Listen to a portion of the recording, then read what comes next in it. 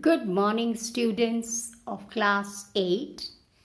Today, in the subject Social Studies, we are going to continue with Chapter 1, Business Studies, Part 2. In the previous video, you had seen what are the various requirements human beings have, and in order to satisfy these wants, what happens? People who work as manufacturers, wholesalers, retailers, shopkeepers are all doing business and economic activity, which is a continuous production and distribution of goods and services in order to satisfy human wants. This was the gist of video 1, right? Now we proceed to the next. Economic activities. What are economic activities? You'll have studied it in economics. Yes? Economic activities are concerned with production and exchange of goods and services. What do they deal with? Production and exchange of goods and services. Humans have innumerable wants. I told you, if you take a want list, it's a huge list. To satisfy our wants, we need goods and services. And what are our wants? I want a home.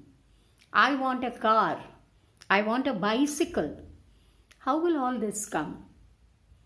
All this can come only if you have the money to buy it in today's world.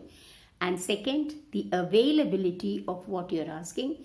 So it can be a good or goods. Goods it can be, material. Or it can be services. I want someone to teach me. I want someone to look after me. So these are the services you are asking for. We require many services also. You need help at home. You need a cook to help you with cooking. You need a maid to do the cleaning and washing. So you need help of others. These goods and services are to be distributed among us. So man is never independent. Is there anyone out here who can take care of all the activities, all your wants without another's help? It's impossible. You need help at some place or the other. It's better you minimize the help, because the more you depend, the more you face problems. Learn to be independent, stand on your legs, but you cannot do everything by yourself. It's not possible. So understand, we have a lot of wants. In order to satisfy these wants, we need goods and services. Because most of the want list is either some material or some service. And this is an economic activity. So economic activities are concerned with production and exchange of goods and services. Is that clear?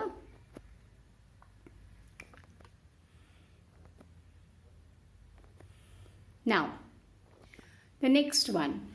There are different types of economic activities. Economic activities are not just one. There are many types. Let's have a look. The first is business. Mainly concerned with production and exchange of goods and services. Business. I do business means what? I produce. I manufacture. And then I start exchanging goods and services. So one is business.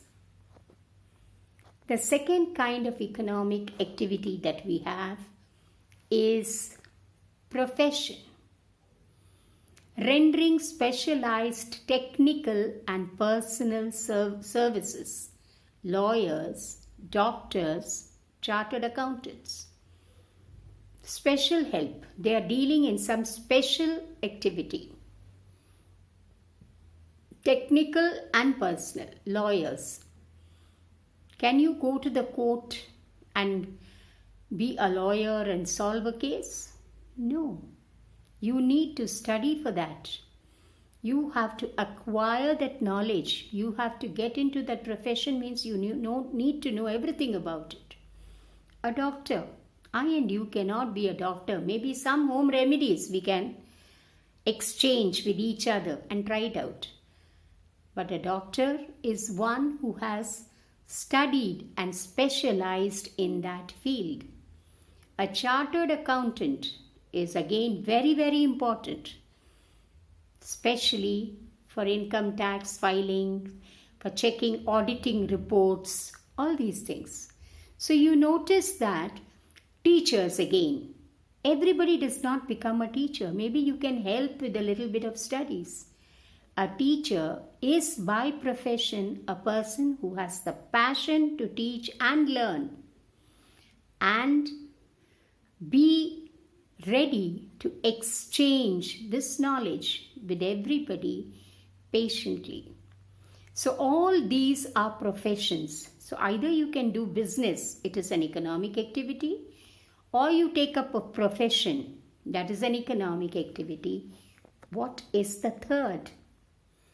The third is employment. What is employment?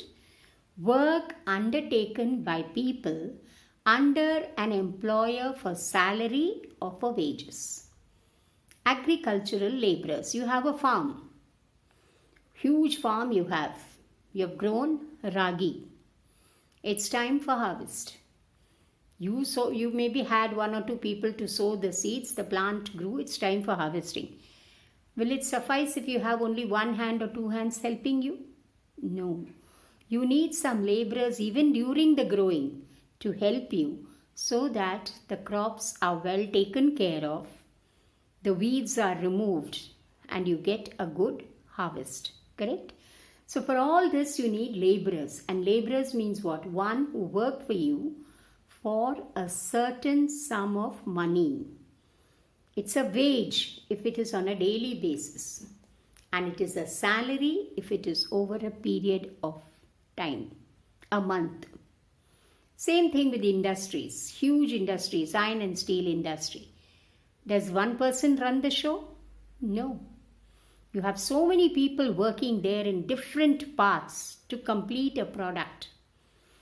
These workers or laborers, they are employed by the company and they are paid salary.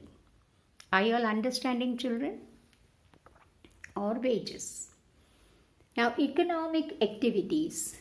Who is an employer and who is an employee? A person who appoints people to work under him. A person who appoints people to work under him is an employer and he is the owner. Like you have a piece of land, you have asked a few laborers to work in that field of yours. They are the employees. You are the employer or the owner of the land. Employee are workers, people who are appointed to do the work.